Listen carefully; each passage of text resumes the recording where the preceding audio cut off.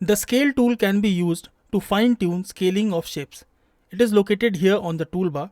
The scale tool can be used to change the position of origin point, like what we have done using the rotate tool and reflect tool. Here also you can place the origin point inside the shape as well as outside the shape. So once you have set the origin point, just click and drag to scale the object. Let's say I place the origin point by clicking here. Now the shape will scale from this point. I can also place the origin point outside the shape and scale it like this.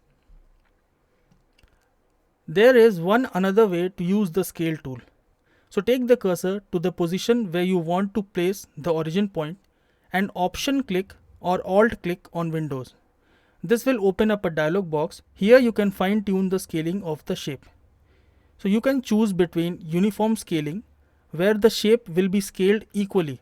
So if I write 200 here, the object will become double its size. You can also scale in a non-uniform way, meaning you can specify how much horizontally or vertical scaling you need under this non-uniform section. One thing to note here is that if I scale this shape, you will find the corners does not scale properly. So if you want to scale the corners precisely, you can check this box, scale corner. See, now the corners are scaled in the right way. Similarly, you can check this scale stroke and effects to match the scaling as well.